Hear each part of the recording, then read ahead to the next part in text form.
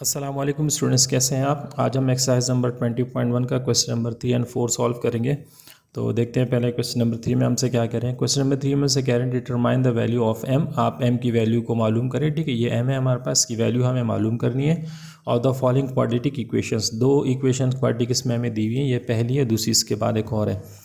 अच्छा, साथ में कंडीशन क्या कह रहे हैं कि that will make the roots equal. ठीक है, इसके रूट्स इक्वल है। तो हमें पता है कि रूट्स कब इक्वल होते हैं, जब किसी भी क्वाड्रेटिक इक्वेशन का जो डिस्क्रिमिनेंट होता है वो जीरो के बराबर होता है। ठीक है, ये कंडीशन है किसके लिए, फॉर इक्वल रूट्स के लिए। ठीक है, फॉर इक्वल रूट्स। तो हमने क्या करना है, इसमें हमने इसके डिस्क्रिमिनेंट निकालना है और उसको फिर जीरो के बराबर लेके और उससे फिर हमने एम की वैल्यू फाइंड करनी है। ठीक है, कैसे करते हैं, क्वेश्चन की तरफ चलते हैं। तो जो पहली क्वाड्रेटिक इक्वेशन उन्होंने हमें दी है वो है m+1x², 2m+3x और 2m+3 = 0। ठीक है, तो उसका पहले सॉल्यूशन लिखते हैं हम। यहाँ पे सॉल्यूशन पहले लिखते हैं इसका। ठीक है, सॉल्यूशन के बाद लिखते हैं अपने गिवन इक्वेशन इन्होंने हमें जो दी है वो लिख देते हैं। वो है गिवन इक्वेशन = m+1x² + 2m+3x और प्लस 2m+3 = 0। ठीक है, इसका पे ABC निकाल लेते हैं हम। ए हमारे पास होता है स्क्वायर टर्म का कोएफिशिएंट जो कि है m+1 और बी होता है हमारे पास लीनियर टर्म का कोएफिशिएंट। ठीक है, ये है 2m+3, ये पूरा इसके साथ आएगा, यानी x के अलावा जो भी चीज़ है वो सब इसके साथ आ जाएगी। सही, m+3, तो m+3 आ जाएगा। ठीक है, और आखिर में जो c है हमारे पास वो है 2m+3। ठीक है, अब हमें पता है जो डिस्क्रिमिनेंट होता है वो डेल्टा वो होता है b² - 4ac के। ठीक है, अब इसके अंदर वैल्यूज़ पुट करते हैं। तो देखें, वैल्यूज़ पुट करेंगे तो ये हो जाएगा डेल्टा = b²। अब देखिए b हमारे पास क्या है, उसको मैं थोड़ा इस तरह लाता हूँ। ये 2m+3 का होल स्क्वायर, b² - 4a और c जो है वो हमारे पास है 2m+3। ठीक है, ये आ गया b² - 4a एंड c।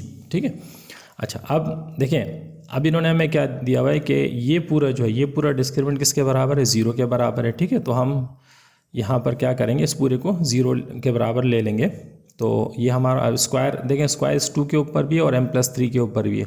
तो जब ये स्क्वायर 2 के ऊपर आएगा तो उसको 4 कर देगा और m+3 के ऊपर स्क्वायर वैसे ही आ जाएगा। ठीक है, -4 और इसको अभी ऐसे ही रहने दें, m+1 और ये 2m+3। ठीक है, अच्छा अब देखें, इस पूरे को लेना है हमने ज़ीरो के बराबर। क्यों ज़ीरो के बराबर लेना है, क्योंकि सवाल में हमसे कह रहे थे कि जो रूट्स हैं वो क्या हैं, इक्वल रूट्स हैं। तो अगर रूट्स इक्वल हैं तो ये जो डिटर्मिनेंट होगा ये लाजिम बात है ज़ीरो के बराबर होगा। ठीक है, तो उसको हमने इस वजह से यहाँ पे ज़ीरो के बराबर ले लिया। अच्छा अब देखें, ये दो टर्म्स हैं हमारे पास, एक ये वाली टर्म है और एक ये वाली टर्म है। यानी टर्म का मतलब क्या होता है, जब दो एक्सप्रेशंस के दरमियान प्लस या माइनस का साइन होता है तो उनको हम टर्म्स कहते हैं। ठीक है, तो ये पूरी एक टर्म और ये पूरी दूसरी टर्म। अब इन दोनों टर्म्स में देखें 4 कॉमन आ रहा है, तो मैं यहाँ से 4 को कॉमन निकाल लेता हूँ। तो मैं जब 4 को कॉमन निकालूंगा तो यहाँ पर बचेगा कि m+3 का whole square minus m+1 and 2m+3 = 0। ठीक है, ये बच गया हमारे पास। अच्छा अब देखें, अब हम क्या करते हैं, यहाँ पे देखें, यहाँ पे एक फार्मूला लगाते हैं a+b का होल स्क्वायर। a+b का जब भी होल स्क्वायर आएगा उसके ऊपर हम अलग अलग स्क्वायर नहीं लगाएंगे बल्कि इस फार्मूले से खोलेंगे, a² + 2ab एंड +b²। ठीक है, मतलब ये m हमारा a है और ये 3 जो है ये हमारा b है। ठीक है, तो इस यहाँ पे होल स्क्वायर लिखे तो इस पूरे की जगह हम ये लिखेंगे। ठीक है, तो ये हो जाएगा 4 कॉमन वैसे ही आ जाएगा। अच्छा अब यहाँ पर हम लिखेंगे a² यानी m के ऊपर स्क्वायर + 2ab एंड b के ऊपर स्क्वायर। ठीक है, अच्छा माइनस, अच्छा देखिए ये m+1 और ये 2m+3 आपस में मल्टीप्लाई हो रहे हैं। मल्टीप्लाई कैसे होंगे, पहले ये वाला m 2m+3 के साथ मल्टीप्लाई होगा, फिर +1 2m+3 के साथ मल्टीप्लाई होगा बारी बारी। ठीक है, तो मैं इसको पहले स्टेप में लिख देता हूँ और उसके बाद फिर मैं इसको मल्टीप्लाई करता हूँ। ठीक है, तो मैं क्या करता हूँ, पहले m मल्टीप्लाई होगा 2m + 3 से, और फिर 1 + 1 मल्टीप्लाई होगा 2m + 3 से, और ये पूरा = 0 के बराबर है। ठीक है, और यहाँ पे मैं बड़ा ब्रैकेट लगा के इसको भी 0 कर देता हूँ, क्योंकि 4 हमने दोनों से कॉमन लिया है। अब देखें ये 4 इधर मल्टीप्लाई हो रहा है, ये = के उस तरफ जाएगा और इधर आके 0 के साथ डिवाइड हो जाएगा। ठीक है, तो मैं अगले स्टेप में इसको ऐसे लिखता हूँ कि देखें ये अब क्या हो जाएगा, ये हो जाएगा m² + 2 3 = 6m, ये हो जाएगा 6m, और 3 का स्क्वायर होता है 9। अब देखें ये जब ये मल्टीप्लाई होंगे आपस में, माइनस m और -m 2 से मल्टीप्लाई होगा तो हो जाएगा -2m², और ये माइनस प्लस माइनस, और ये हो जाएगा -3m, और यहाँ पे भी माइनस ही आएगा क्योंकि ये शुरू में यहाँ पे माइनस है। ठीक है, ये वाला माइनस यहाँ पे, तो ये इस m को भी माइनस कर देगा, इस 1 को भी माइनस कर देगा। ठीक है, तो ये दोनों जब मल्टीप्लाई होंगे तो ये इस तरह मल्टीप्लाई होंगे कि ये दोनों माइनस में ही रहेंगे। ठीक है, तो अब देखें अभी हो जाएगा अब देखें ये -1 जब 2 के साथ मल्टीप्लाई हो जाएगा तो होगा ये -2m, और उसके बाद हो जाएगा -3 = 0 डिवाइडेड बाई 4। ये 4 जो इधर मल्टीप्लाई हो रहा था इधर आके 0 के साथ डिवाइड हो गया। ठीक है, अच्छा अब नेक्स्ट देखें अब क्या होगा। अब देखें अगले इसमें हम क्या करते हैं, देखें यहाँ पे है m² और यहाँ पे है -2m²। ठीक है, अब जो सेम पहले उनको चले साथ लिख ले ताकि आप लोगों को कन्फ्यूजन ना हो, यानी m² और -2m²।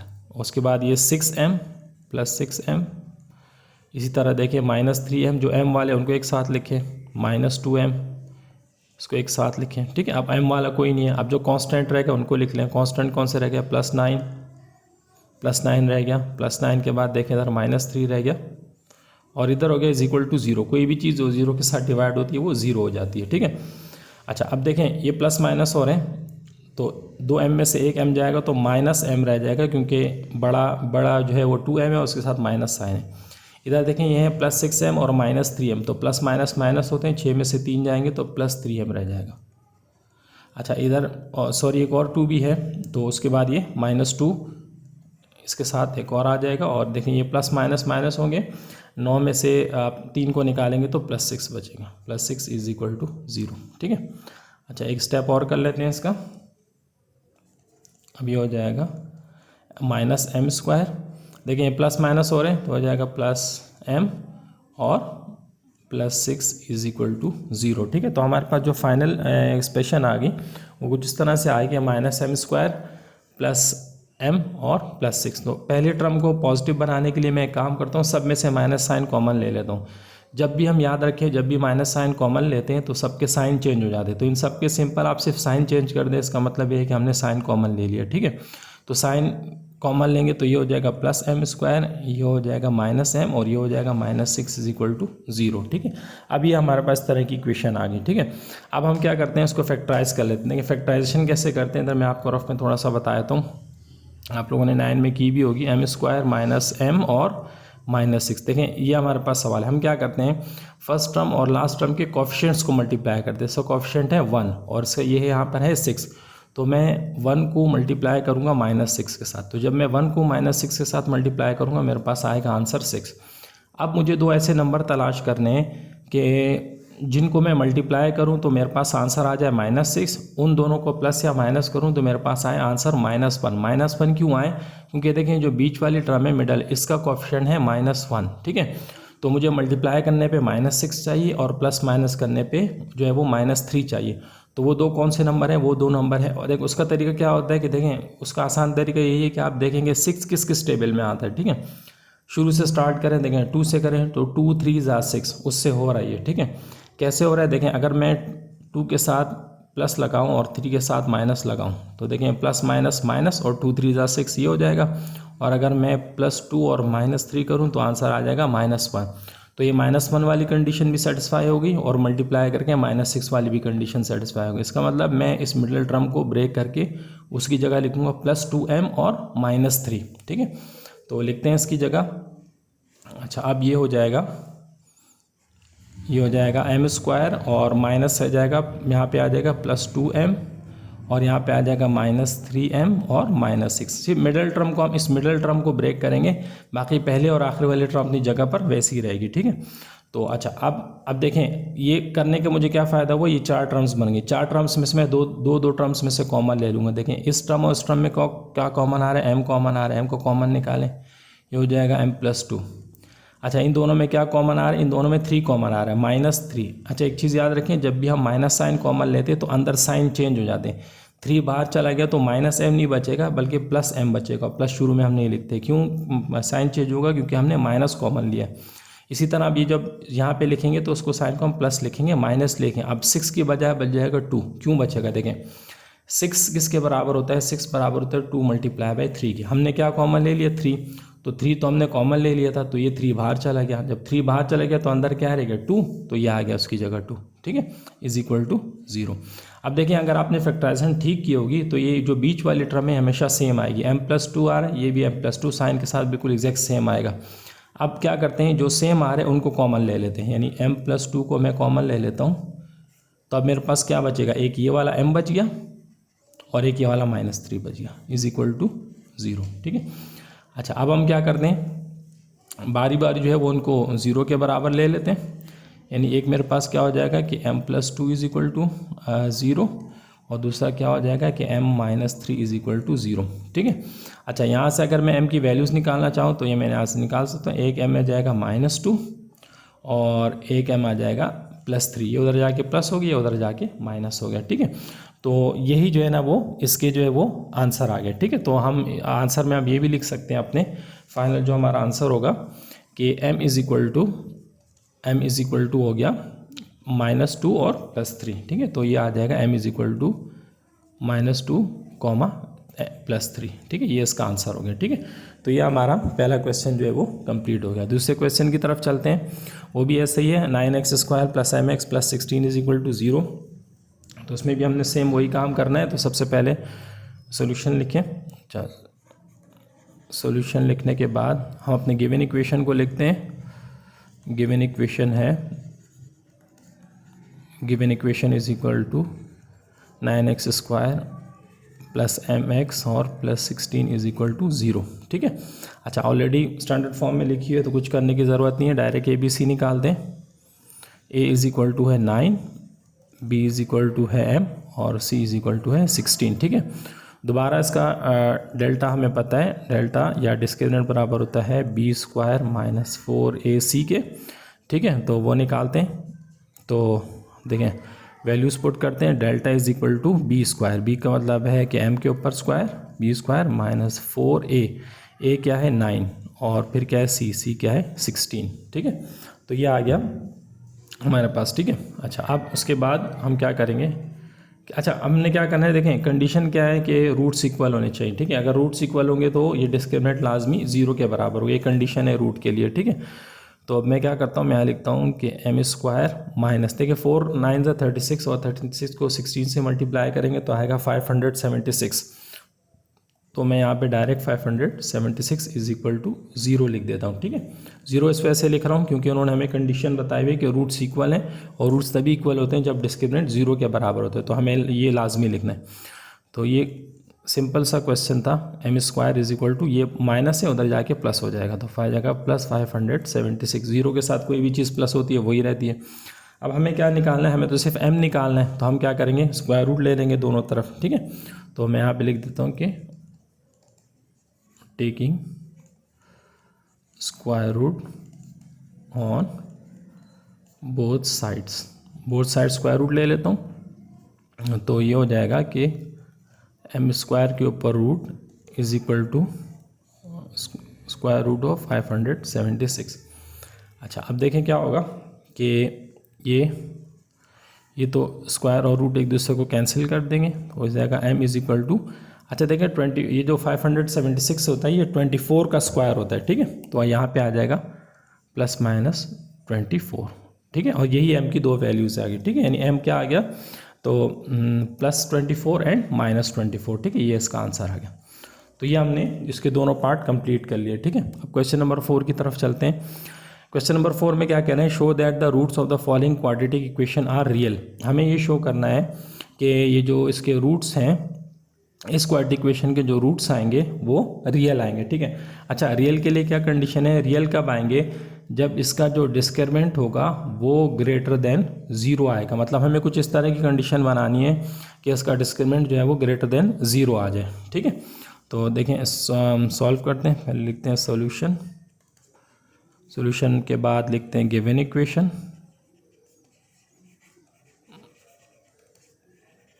गिवन इक्वेशन है एक्स स्क्वायर माइनस 2x के प्लस 1/k और प्लस 3 इज इक्वल टू 0, ठीक है। तो यहाँ पे भी सेम, पहले क्या करते हैं हम इससे ABC निकाल लेते हैं। अच्छा, इसका A जो है वो 1 है, B जो है वो 2k प्लस 1/k, ये पूरा B है, और इसका C जो है वो 3 के बराबर आ गया, ठीक है। अब हम इसमें डिस्क्रिमिनेंट वाली कंडीशन लगाते हैं कि हमें पता है कि डिस्क्रिमिनेंट जो होता है ये होता है b² माइनस 4ac के बराबर होता है, ठीक है। अब हम इसमें वैल्यूज पुट कर लेते हैं यहाँ पे, ठीक है। तो मैं वैल्यूज पुट करूँगा तो ये कुछ इस तरह हो जाएगा कि डेल्टा इज इक्वल टू हो जाएगा b²। तो अब हमारे पास b क्या है, 2, ये है 2k प्लस 1/k, इस पूरे के ऊपर स्क्वायर हो जाएगा। मैं करली ब्रैकेट लगाता हूँ, b² माइनस 4a क्या है 1, c क्या है 3, ठीक है। अच्छा, अब देखें, अब इसका जो डेल्टा है वो डेल्टा तो डेल्टा ही रहेगा। अच्छा, ये स्क्वायर 2 के ऊपर भी है और k प्लस 1/k के ऊपर भी है, ठीक है। तो मैं यहाँ पे 2 का स्क्वायर 4 हो जाएगा और k प्लस 1/k के ऊपर स्क्वायर माइनस 4 1 ज़ा 4 और 3 को ही मैं ऐसे लिख रहा हूँ। मैं कुछ नहीं कर रहा इसको, क्योंकि मैं वहाँ से अभी 4 को कॉमन लूँगा, इसलिए मैं 4 को 3 के साथ मल्टीप्लाई नहीं कर रहा, ठीक है। तो देखें अब क्या होगा, यहाँ से डेल्टा वैसे ही आ जाएगा। 4 कॉमन ले लिया मैंने, सबसे कॉमन लिया, तो देखें यहाँ से भी ये 4 बाहर चला गया और ये वाला 4 भी बाहर चला गया।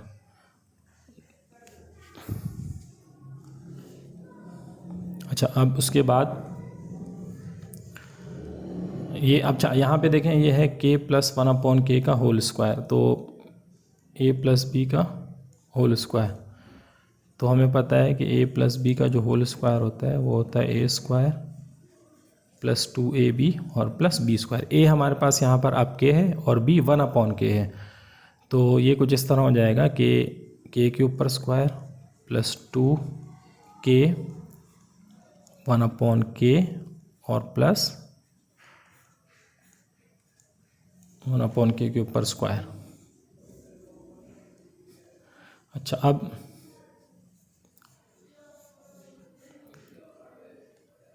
और यहाँ से 4 हमने कॉमन ले चुके थे, यहाँ से बचेगा 3। अच्छा, अब देखें, ये के और ये के कैंसिल हो जाएगा। अब यहाँ पर बचेगा कि डेल्टा इज इक्वल टू 4, और यहाँ पे देखें अब क्या हो जाएगा, ये तो हो जाएगा k² प्लस, देखें ये कैंसिल हो गया, 1 हो गया, तो 2 1 ज़ा 2 होता है, फिर 2 1 ज़ा 2, तो यहाँ पे सिर्फ 2 रह जाएगा, ठीक है। ये भी कैंसिल हो गया, ये भी कैंसिल हो गया, इस बीच वाले पूरे टर्म की जगह सिर्फ 2 रह जाएगा प्लस। अच्छा, ये स्क्वायर 1 के ऊपर भी है, k के ऊपर भी है, तो 1 का स्क्वायर तो 1 ही होता है, तो 1 रह जाएगा और k के ऊपर स्क्वायर आके वो k² बन जाएगा, ठीक है। और यहाँ पे ये -3 भी ऐसे ही रह जाएगा, ठीक है। अब हमारे पास इस तरह की एक कंडीशन आ गई कि k² plus 2 plus 1/k² minus 3, ठीक है। अच्छा, अब देखें, अब मैं इसको थोड़ा सा अरेंज करता हूँ। मैं इसको कैसे अरेंज करूँगा, ये 4 ऐसे ही आया, k² ऐसे ही आया, प्लस 2 भी ऐसे ही आ गया, k² भी ऐसे आ गया। अच्छा, अब देखें यहाँ पर इसको मैं ब्रेक करता हूँ इसको, ठीक है। मैं इसको ब्रेक कर देता हूँ -2 और -1 में, ठीक है। कोई फ़र्क नहीं पड़ेगा क्योंकि -2 और -1 क्या होते हैं, -3 होते हैं, ठीक है। तो अच्छा, ये मैंने क्यों किया, देखें आपको मैं बताता हूँ। अभी डेल्टा इज इक्वल टू 4 के बाद मैं एक काम करता हूँ, k², ये जो मैंने -2 ब्रेक किया था, अब मैं ये k के साथ लिख देता हूँ, ठीक है। यहाँ पे मैं इसको यहाँ लिख देता हूँ -2 और प्लस 1/k², और जो +2 है उसको मैं इधर लिख देता हूँ +2 और -1, ठीक है। अच्छा, देखिए हमारे पास एक फार्मूला होता है कि a² माइनस 2ab और प्लस b², ये पूरा बराबर होता है a माइनस बी के होल स्क्वायर के, ठीक है। अब देखिए यहाँ पर हमारा जो ए है वो के है और बी जो है 1/के है, ये हमारा बी है 1/2, ठीक है। तो ये ए स्क्वायर प्लस 2ab, यहाँ पे असल में के मल्टीप्लाई बाय 1/के ये है, लेकिन वो कैंसिल हो जाता है जिस तरह यहाँ पर ऊपर वाले केस में हुआ था, इसमें यहाँ पे जैसे कैंसिल हो गया था, तो सेम इसी तरह यहाँ पे वो कैंसिल हो जाएगा, लेकिन उसको हम वो मानेंगे कि यहाँ पे लिखा हुआ है, ठीक है। तो मतलब यहाँ पे 2 का मतलब ए बी लिखा हुआ है और प्लस 1/के², तो ये पूरा जो है ये किसके बराबर हो जाएगा, ए माइनस बी का होल स्क्वायर। ए हमारे पास के है और बी 1/के है, तो ये यहाँ पर कुछ इस तरह हो जाएगा कि डेल्टा इज इक्वल टू 4 के बाद यहाँ पे मैं लिखता हूँ के माइनस 1/के के ऊपर होल स्क्वायर, और ये प्लस माइनस हो जाएगा, तो 2 में से 1 जाएंगे तो 1 बचेगा, +1 ये इस तरह से हो जाएगा। अच्छा अब देखें, अब हमारे पास अब चेक करते हैं कि जो इस अगर डेल के की हम कोई भी वैल्यू पुट करें, मतलब सवाल में हमारा यही था, जो शुरू में सवाल जो था हमारा कह रहे थे कि show that the roots of the quadratic equation are real. अब हम के की कोई भी वैल्यू पुट करेंगे ना, इस पूरे एक्सप्रेशन का आंसर जो है ना वो हमेशा जो डेल्टा है वो 1 से बड़ा ही आएगा। कैसे बड़ा आएगा देखें, अभी तो हमने ये प्रूफ कर लिया, तो ये इसको हम यहाँ पे सिंपल किसके साथ लिख देंगे, ग्रेटर देन 0, और यही हमारा आंसर हो जाएगा। अब मैं आपको थोड़ा समझा देता हूँ कि ये कैसे ग्रेटर देन 0 आएगा, ठीक है। तो देखें के की जगह मैं कोई भी वैल्यू पुट करूँगा, ठीक है, भले यहाँ पे अगर पूरे का अंदर ब्रैकेट का आंसर माइनस भी आ जाए तो वो स्क्वायर की वजह से क्या हो जाएगा, प्लस हो जाएगा, क्योंकि ये चीज़ हम पढ़ चुके हैं कि अगर बाहर पावर जो A1 होती है तो अंदर का माइनस ख़त्म होकर प्लस में कन्वर्ट हो जाता है। तो मतलब अगर मैं कोई के की ऐसी वैल्यू पुट कर दूँ जिससे इसका आंसर माइनस आ भी जाए, देखें ग्रेटर देन 0 का मतलब क्या है कि वो माइनस में नहीं है, ठीक है। तो हमें कुछ ऐसी सिचुएशन बतानी है कि इसका आंसर कभी भी माइनस में ना आए, तो माइनस में नहीं आ रहा, क्यों, क्योंकि देखें के की मैं कोई भी वैल्यू पुट करूं अगर वो माइनस में आ भी जाता है तो इस स्क्वायर की वजह से वो क्या हो जाएगा, प्लस हो जाएगा। फिर प्लस वाली वैल्यू के अंदर अगर मैं कोई चीज़ +1 करता हूं तो वो भी माइनस नहीं होगा, फिर उसको अगर मैं +4 से मल्टीप्लाई करता हूं तो वो भी माइनस नहीं होगा। तो इसका मतलब के की कोई भी वैल्यू पुट कर दे, चाहे कोई भी माइनस में ही क्यों ना पुट कर दें आप वैल्यू, आंसर जो होगा वो उसका हमेशा वो प्लस में ही आएगा, ठीक है। तो ये हमारी पहली कंडीशन, पहले सवाल के लिए हमने कंडीशन सेटिस्फाई कर ली कि जो डेल्टा होगा वो हमेशा इसका जो है वो ग्रेटर देन 0 ही आएगा। सेम इसी तरह जो है वो हमने इसी का जो दूसरा पार्ट है उसके लिए करना है, तो उसको भी देखते हैं। तो यहाँ पे ये दूसरा सवाल है, उसका भी सॉल्यूशन के बाद गिवन इक्वेशन लिखते हैं। गिवन इक्वेशन है हमारी 2nx² + 2l + m + nx + l + m = 0, ठीक है। अच्छा अब देखें, हम यहाँ से ABC निकालते हैं। A जो है वो हो जाएगा 2n, ठीक है, और B जो हो जाएगा वो होगा 2l + m + n, और C जो होगा वो हो जाएगा l + m, ठीक है। ये हमने ABC निकाल लिया। अब अगेन देखें, हमें पता है कि जो डिस्क्रिमिनेंट या डेल्टा होता है वो होता है b² - 4ac के। तो अब यहाँ वैल्यूज पुट करते हैं कि delta is equal to b के ऊपर स्क्वायर, तो मैं कर्ली ब्रैकेट बना लेता हूँ, 2l + m + n के ऊपर होल स्क्वायर -4 a क्या है 2n आ गया, और b क्या है l + m, ठीक है, ये आ गया। अच्छा अब देखें, अगेन देखें, स्क्वायर 2 के ऊपर भी है और l + m + n के ऊपर भी है, ठीक है। तो मैं इसके स्क्वायर को अलग अलग कर देता हूँ, तो ये क्या हो जाएगा, डेल्टा वैसे ही जाएगा, 2 का स्क्वायर हो जाएगा 4 और यहाँ आ जाएगा l + m + n के ऊपर होल स्क्वायर -4 को दोबारा मैं अभी कुछ नहीं कर रहा, ये हम कॉमन ले लेंगे बाद में, ठीक है। अच्छा ये 2n इसके साथ दोनों के साथ मल्टीप्लाई हो जाएगा, ठीक है। तो पहले 2n जब l के साथ मल्टीप्लाई हो जाएगा तो जाएगा 2nl + 2n जब m के साथ मल्टीप्लाई हो जाएगा तो 2nm हो जाएगा, ठीक है। अच्छा अब देखें, यहाँ पर देखें a + b + c, अगर मैं इसको l को a मान लूँ, m को b मान लूँ और n को c मान लूँ, तो हमारे पास एक फार्मूला होता है a + b + c का होल स्क्वायर। अगेन देखिए 3 टर्म्स के ऊपर भी स्क्वायर होगा तो सबके ऊपर अलग अलग स्क्वायर नहीं लगाएंगे हम, ठीक है। हम इसको फार्मूले से खोलेंगे। फार्मूला से क्या होता है कि ए के ऊपर स्क्वायर प्लस बी के ऊपर स्क्वायर प्लस सी के ऊपर square plus 2ab plus 2bc और प्लस 2ca। ठीक है, तो अभी हम इसको इस फॉर्मूले के हिसाब से लिखते हैं। ठीक है, 4 को ही मैं कॉमन निकाल लेता हूँ, तो ये 4 कॉमन निकल गया। कॉमन निकालने के बाद अब देखें यहाँ क्या बचा, ये यहाँ से भी 4 चला गया और यहाँ से भी 4 चला गया। ठीक है, अब ये वाला जो बीच वाली डी जो l plus m plus n के ऊपर स्क्वायर, इसको मैं इससे खोलूँगा। a हमारा l है, b हमारा m है और c हमारा n है। तो यहाँ पे क्या करें, a के ऊपर स्क्वायर यानी l के ऊपर स्क्वायर प्लस b के ऊपर स्क्वायर यानी m के ऊपर स्क्वायर, c के ऊपर स्क्वायर यानी n के ऊपर स्क्वायर प्लस 2ab क्या है lm 2lm 2bc plus 2bc b ये रहा m और n फिर प्लस 2ca।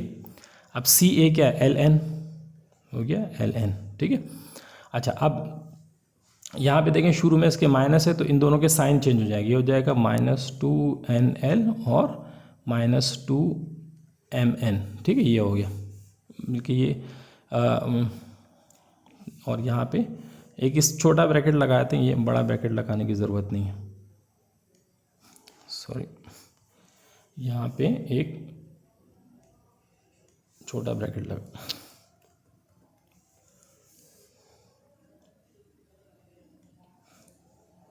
ये आ गया। ठीक है, अच्छा अब यहाँ पे हम क्या करते हैं, यहाँ पे ये हो जाएगा डेल्टा इज इक्वल टू 4 के बाद स्मॉल ब्रैकेट। अब देखें एल स्क्वायर अपनी जगह वैसे ही आ जाएगा, एम स्क्वायर अपनी जगह वैसे ही आ जाएगा, एन स्क्वायर अपनी जगह वैसे ही आ जाएगा। देखें यहाँ पे 2lm प्लस 2lm अपनी जगह वैसे ही आ जाएगा। ये देखें यहाँ पे जो है ये 2mn प्लस का 2mn माइनस का। ठीक है, तो ये प्लस माइनस एक दोनों एक दूसरे को कैंसिल कर देंगे, तो ये पूरे कैंसिल हो जाएंगे, ये पूरा इस पूरे के साथ कैंसिल हो जाएगा। इसी तरह देखें 2nl प्लस का 2nl माइनस का, तो ये दोनों भी एक दूसरे को कैंसिल कर देंगे, तो ये और ये भी कैंसिल हो जाएंगे। तो और कुछ बचा नहीं, बस इसी ब्रैकेट को हम यहाँ पे क्लोज कर लेते हैं। ठीक है, अच्छा अब देखें इसको थोड़ा सा मैं अरेंज करके लिखता हूँ।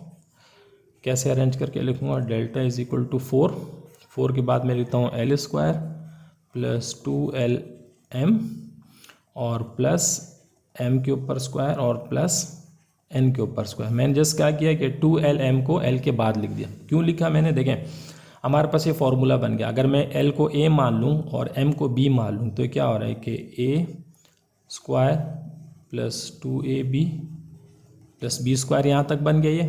ये पूरा किसके बराबर होता है, a प्लस बी के होल स्क्वायर के। ठीक है, तो ये पूरा a प्लस बी के होल स्क्वायर हो जाएगा और यहाँ पे आ जाएगा डेल्टा इज इक्वल टू 4। अच्छा अब a हमारे पास l है, ये हो जाएगा l प्लस m का होल स्क्वायर प्लस n का स्क्वायर।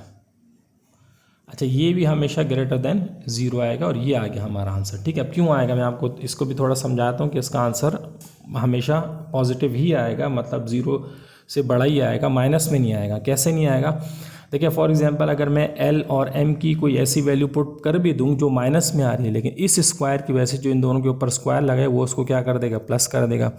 इसके अलावा अगर मैं n की कोई वैल्यू माइनस में पुट कर दूं तो वो भी स्क्वायर की वजह से प्लस हो जाएगी।